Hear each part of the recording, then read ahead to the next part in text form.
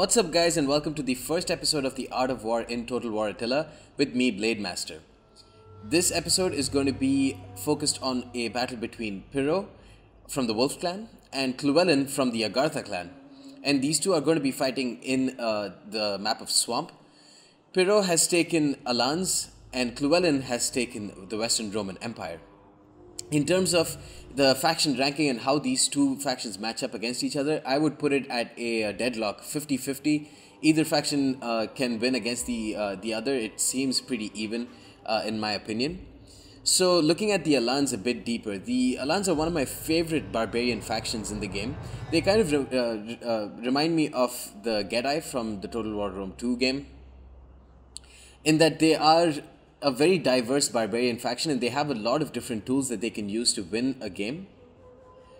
Now, in terms of the general choices for the Alans, they have two choices. They have the Alani General for 725 talents, and these are a very nice unit, heavy shock cavalry unit which has a decent charge, but more importantly has a very high amount of health and armor, and also has access to the steady ability, which means that you'll have a pretty tanky general that can also cause a lot of casualties on the charge. They also have access to the Germanic nobles for 400, which is their cheaper general option. The Germanic nobles themselves are pretty tanky with 143 health. They do have a pretty poor mass. They are only a medium melee infantry unit, and their armor at 38 is okay. They also have a steady ability. But in terms of which I would pick personally, I would probably go with the Alani General for 725 talents. A couple of really big tools that the Alani units or the Alani faction has are the Noble Germanic Swordsmen. These guys are 450 talents in cost, and they are again a very tanky unit. They aren't, they're more of a low tier / mid tier type of unit, but for that they have 122 health, access to shield wall, 38 armor, and 44 melee defense. And you guys have to note that shield wall is one of the most useful abilities in this game, especially when they're fighting up against a similarly priced unit. A unit which has shield wall has an extra 15 bonus versus infantry, which is a massive boost for them. So for a noble Germanic sword, which costs only 450 talents to have this ability, is a huge boost for them. The second unit that the Alani have that can actually be a pretty big deciding factor in a game is the Agathirsi warriors. These units cost 650 talents, so they are much more on the mid / elite tier end of melee infantry units. They have a 20 bonus versus infantry because these are Falx wielding units. They are one of the most aggressive units in the game because they have a 50 melee attack along with a 56 weapon damage and a 60 charge bonus as well. They do, however, have pretty significant weaknesses. Their health is very poor, and their melee defense is almost non-existent, and they have no missile block chance, so they will be very vulnerable to cavalry charges and skirmisher fire as well. But when they're up close and personal against enemy infantry, they are incredibly powerful. The third tool that the Alani have in their roster are the elite Germanic archers. These units cost 450 talents. They have a very high reload rate for an archer, for a barbaric archer, a base rate of fire of 5. They also have access to precision shot, and the most important stat of these units is that they have 200 range, which is a huge improvement over the 150 range for most archers. So these units can snipe enemy infantry for a long while, which actually makes kiting back with the Alans a very possible strategy. Finally, the biggest, one of the best tools that the Alani have, at least in this current state of Total War Attila, are the elite Agathirsi cavalry. These units cost 875 talents. They are, no doubt about it, they are one of the most elite tier melee cavalry in the game. What separates them from the rest of the elite tier melee cavalry, though, is that they have an axe. They wield an axe in battle, so they actually have a very high armor penetration weapon damage. So even though their weapon damage is 32, which is the same as other elite tier melee cavalry, 16 of this is armor piercing compared to only 8 for the other melee cavalry types. They also have very high health and very decent melee attack as well. So all in all, they are one of the best melee cavalry units in the game. Now taking a closer look at the Western Roman Empire and Llewellyn's potential tools, their general choice is limited to, I think I should just limit it to only one, because realistically the only good general choice that they have is the Magister Militum for 775 talents. But these are some of the most tanky general units in the game, and tanky can be a word that can be used to describe the Western Roman Empire in general. The Magister Militum has 294 health, 57 armor, so just a super tanky unit for the price. The other big tool that the Western Roman Empire have are the Protectores Domestici for 425 talents. These are low/mid-tier units, but 137 health with 60 armor is just brilliant. Like, they're just so tanky, these units. And they don't have access to shield wall, which is a concern, but just from raw stats, they are a very defensive unit. They do not have a charge bonus, though. They're very poor charge bonus for these units, so intended to use as tanky force at all costs. The third big tool, or the second big tool that the Western Roman Empire have, are the Elite Ballistari. For 800 talents, these are very expensive skirmishers. These are crossbow units, but they have access to barrage and precision shot with a 75 base damage when you use flaming shot on these units. And with a base rate of fire at 3, and when you use barrage, they just will turn into such deadly skirmish units. And they will absolutely be cost effective within a couple of volleys. They even have a lot of ammunition too. So it is a big risk bringing these units, but it is one of the best ways that you can, or one of the easiest ways that you can win a game by using these Elite Ballistari effectively. Finally, the big tool that they have, that the Western Roman Empire have, are the Equites Promoti for 675 talents. These are, the upper end of mid-tier melee cavalry units, but they are very good units. They have 2 javelin volleys of 100 missile damage precursor javelins. They have a 20 bonus versus cavalry. They have pretty decent melee attack and a very good health statistic at 217. Now, the battle is just about to start, so I'm going to take a very quick look at the map of Swamp. Swamp is a very nice map. It's one of the more fun maps that's been released in Total War Attila.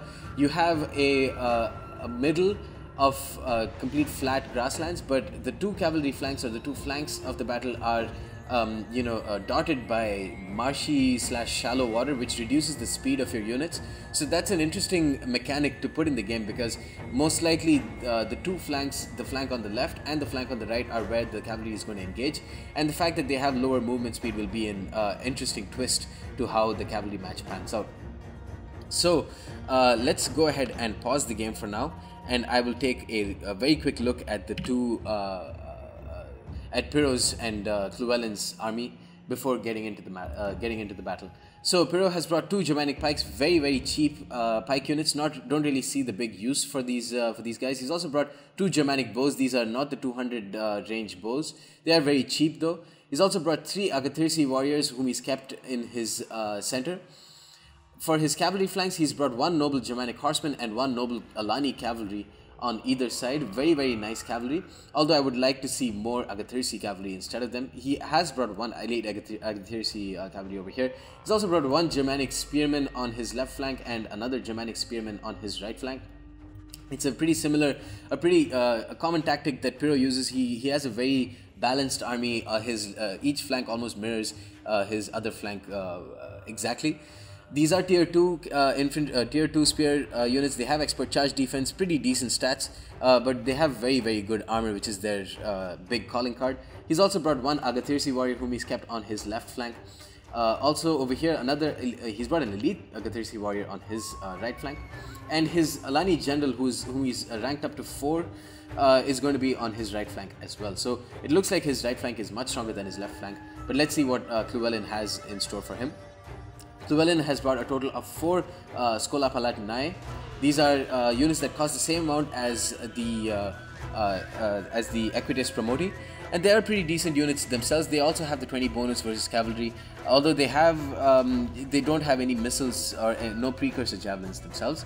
He's also brought 2 Sagittari, and these are 3 Sagittari. These are cheap bows, and there's always a room in the game for cheap bows. He's also brought 2 Cataphractari, mid-tier shock cavalry, which are pretty decent, but they have low mass, and it's always useful to bring shock cavalry.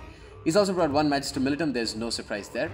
As for his melee infantry line, he's brought a super tanky line of Legio Comitatenses, 1 on either side. The other Legio Comitatenses is over there, one over here.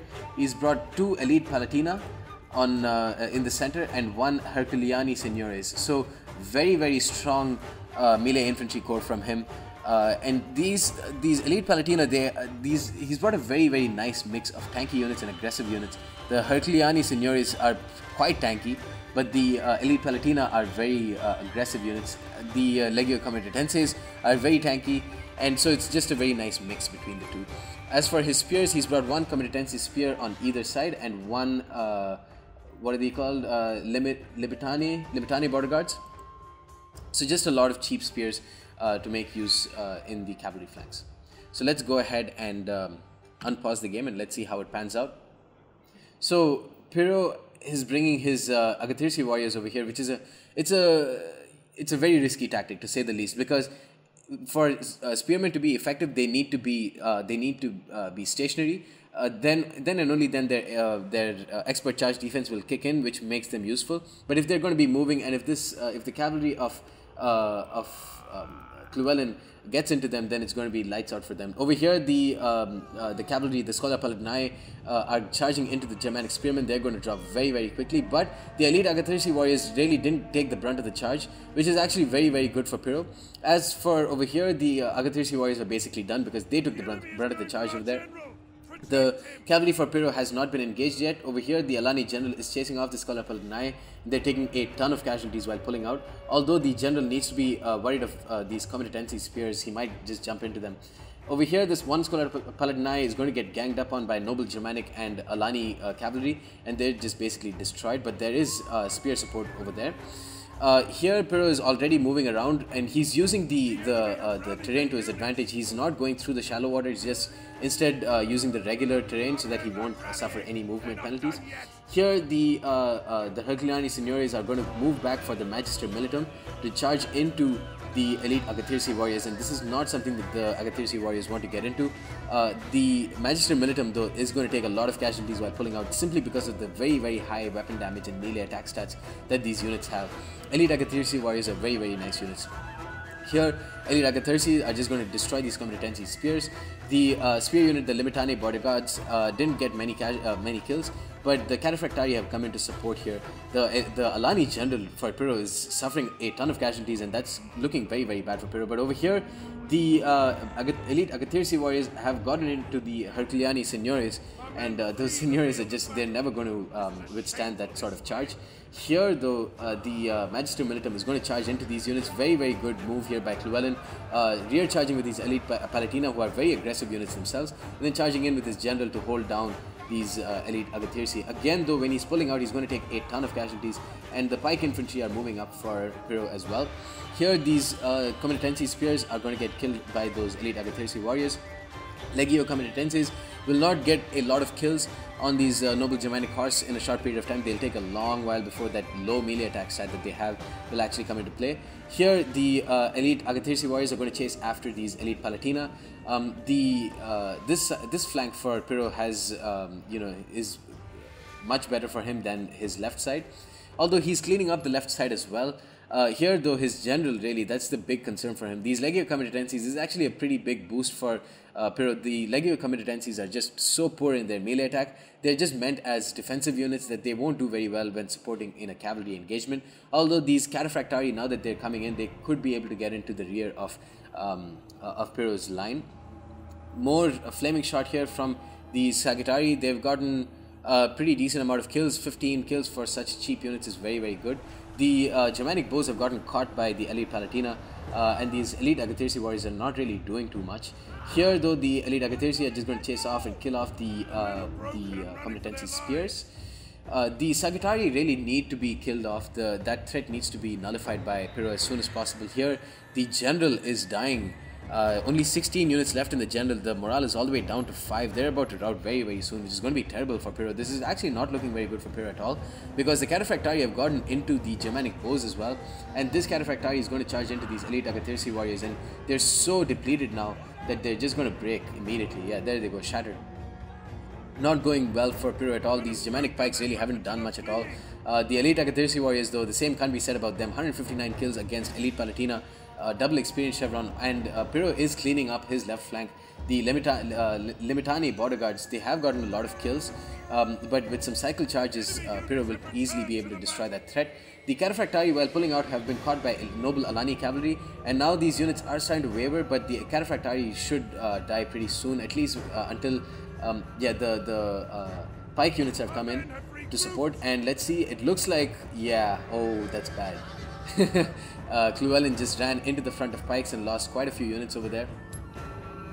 Now Piro has very wisely pulled out his units. It doesn't look, it might have been that the general is dead.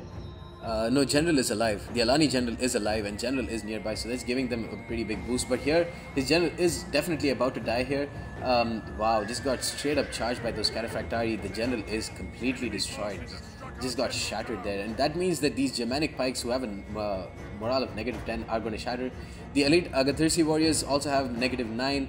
The elite Agathyrsi cavalry, let's see, they're also shattered.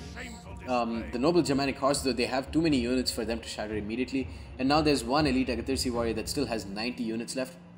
And now this is very, very bad for Llewellyn. Actually, the noble Germanic horse are just going to destroy these Sagittari. And now Piro needs to pull through with these units as soon as possible. They're taking a lot of fire from those flaming shot, which actually has a 10 bonus versus cavalry from those Sagittari. And the Limitani border guards are coming in. The Magister Militum has also died, so the morale of these Sagittari is really not good. Piro needs to pull through and kill off the rest of these Sagittari. I'm not really sure what he's doing. I think he's pulling through now. The noble Germanic horse have lost like 9 units, 10 units, but they are getting into the Sagittari now, which is very, very bad for them. The Sagittari over here are broken, and he should be able to kill them. Yeah, he's pulling through with his noble Germanic horse finally. There is one Legio Comitatensis at 70 units left and one Limitani border guards at 53 units. The Sagittari are starting to waver. The other Sagittari has no ammo left, and one more Limitani border guards, which is at full strength. They will all get destroyed by elite Agathyrsi warriors. There's no doubt about it. These units, if they get a proper, there's nothing to stop them from charging. These elite Agathyrsi warriors can get a clean, uninterrupted charge on Limitani border guards, and unlike the Thracian warriors from Rome 2, these units have such high melee attack and weapon damage that they'll actually do very well in extended combat as long as it lasts for, you know, only a couple of minutes. Here you can see they've just gotten into those Sagittari, and those Sagittari are just so destroyed.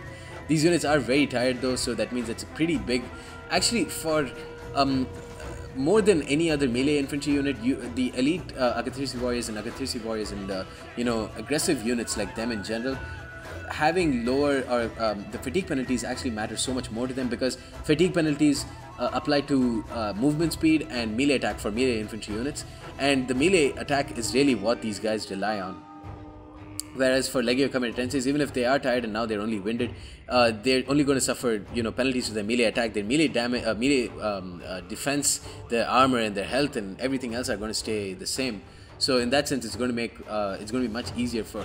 Actually, the fatigue penalties don't apply as heavily for defensively minded melee infantry units as it would for something like an axe warrior or an elite Agathyrsi warrior. So it's looking very, very close on either side. I would probably give it to Llewellyn at this point, but it just depends on if he can block the charge effectively and if these, if these elite Agathyrsi warriors really get a lot of kills. One of the Limitani bodyguards have already routed. I'm not really sure why. There is an attack order set with his Agathyrsi warriors, elite Agathyrsi on the Legio Comitatensis. I'm not really sure what he's trying to do. He's going to. I think these are. He's used the. He was using one of those the chain orders, using shift and holding down shift and using that. I'm not really sure how to do it, but yeah, he decided to run away from those Limitani border guards. These elite Agathyrsi warriors going to just rack up the kills, 240 kills on Sagittari, but the Legio Comitatensis got a clean charge, although that doesn't matter at all because the charge bonus of 5 really doesn't matter for these guys, and they are going to. I'm not really sure if they're going to be able to rack up kills. They are actually starting to drop. The elite Agathyrsi warrior is still with 84. They actually have the unbreakable ability, which means that they can just last until like 20-30 men. Yeah, there's no chance Llewellyn can pull this off. It has been such a very, very close match, very fun match to watch, but I think the power of the elite Agathyrsi warriors is going to pay off in the end. Rear charge incoming from the noble Germanic horse, and the Legio Comitatensis are destroyed. The Sagittari are going to come in for a final charge, and then the elite Agathyrsi warriors are going to charge into the Limitani border guards. This is going to be pretty epic. Let's go ahead and take a look at the stats. I think these guys were braced. Doesn't matter. 365 kills, 1 kill for every day of the year. 374. My God, look at the number of kills these guys have got.